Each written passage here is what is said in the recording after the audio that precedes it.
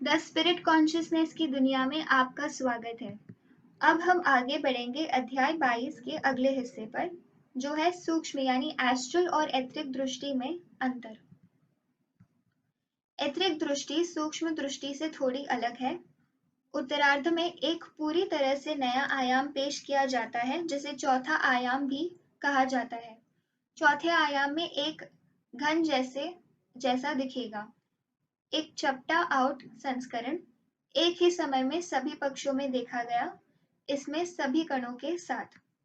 Etheric दृष्टि की सहायता से कोई केवल भौतिक वस्तुओं के माध्यम से देख सकता है।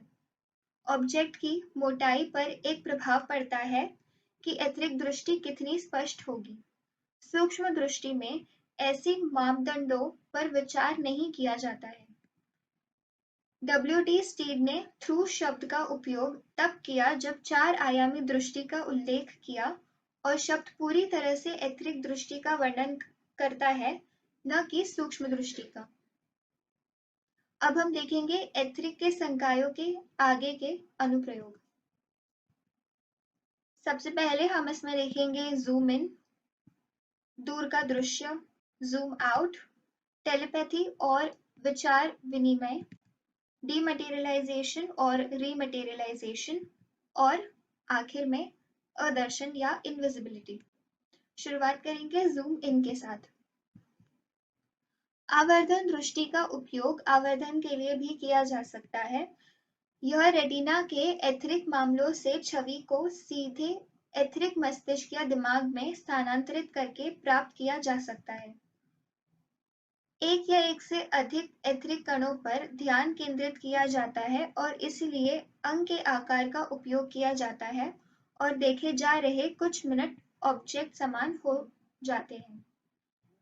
एक अधिक सामान्य तकनीक बौहों के बीच चक्रम यानी the centre between the eyebrows के केंद्र से शुरू होने वाले एथरिक पदार्थ को एक लचीली नली का विस्तार करना है। इस केंद्र में एक कण है जिसका उपयोग लेंस के रूप में किया जाता है। इस उद्देश्य के लिए उपयोग किए जाने वाले कण में इसके सभी 7 सर्पिल पूरी तरह से विकसित होने चाहिए। इच्छा शक्ति के बल पर इस कण का विस्तार और सिकुड़न किया जा सकता है। यह संकाय कारण शरीर का है, ताकि जब एक एथरिक कण एक लेंस बनाता है तो समकक्ष को प्रतिबिंबित करने के तंत्र को पेश करने की आवश्यकता होती है।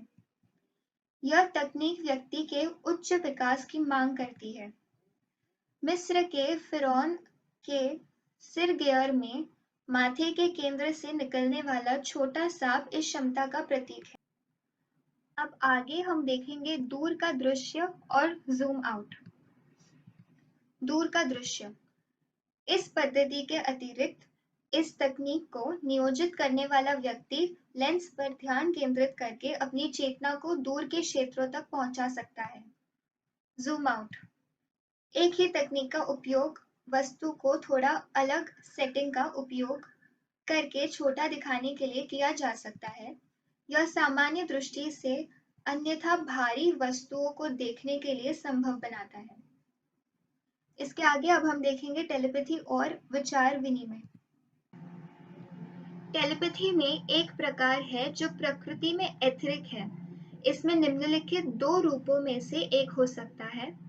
क्लेरवॉयंट एथरिक की छवि देख सकता है जो बनाई गई है।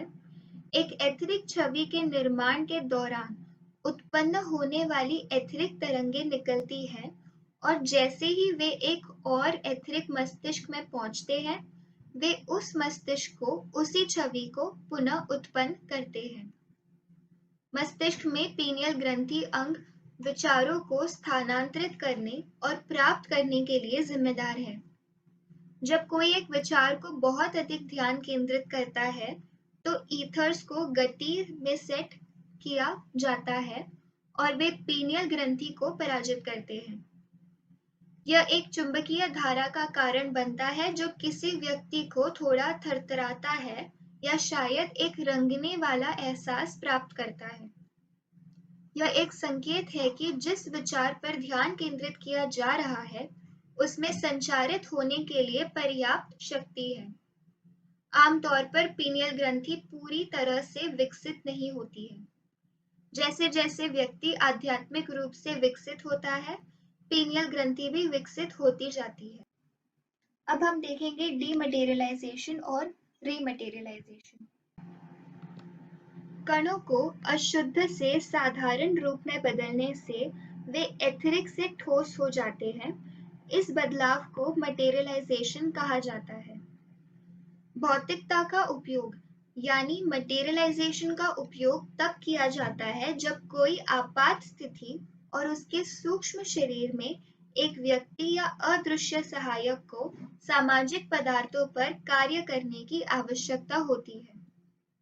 भौतिक करने की शक्ति यानी मटेरियलाइज करने की शक्ति को काफी हद तक लंबे समय तक एकाग्रता की आवश्यकता होती है। ध्यान को आधे सेकंड के लिए भी नहीं तोड़ा जाना चाहिए, अन्यथा भौतिक रूप की सामग्री यानी मटेरियलाइजेशन की सामग्री अपने मूल स्रोत पर वापस आ जाएगी। एक भौतिक वस्तु को एथिरिक की स्थिति में कम करने के बाद अपने मूल आकार में वापस लाया जा सकता है। ऐसा इसलिए है क्योंकि जब वस्तु को एथिरिक में परिवर्तित किया जाता है तो इसका मूल तत्व उसी आकार में रहता है। जब कोई व्यक्ति जोर लगाना बंद कर देगा तो यह सार उस सांचे के रूप में काम करता है जिसमें जमने वाले कण वापस पूरे बन जाते हैं। इसके विपरीत यदि किसी ठोस वस्तु को ताप द्वारा गैसीय अवस्था में परिवर्तित किया जाता है तो वस्तु का प्राकृतिक सार खो जाएगा। यह गर्मी के प्रभाव के कारण नहीं होता है। ऐसा इसलिए होता है क्योंकि जब अस्थायी शरीर का ठोस रूप नष्ट हो जाता है तो सार ऐसे सार की आपूर्ति में वापस चला जाता है। इसकी तुलना एक व्यक्ति के उच्च सिद्धांतों से की जा सकती है जो गर्मी और ठंड से प्रभावित नहीं होते हैं लेकिन आग से नष्ट होने पर भौतिक शरीर यानी फिजिकल शरीर को छोड़ देते हैं। यदि किसी वस्तु को एक स्थान से दूसरे स्थान पर ले जाना है, जैसे कि ईंट की दीवार के आर पार से, इसे एथिरिक की स्थिति में कम करना होगा और बाद में फिर से रीमटेरियलाइज करना होगा।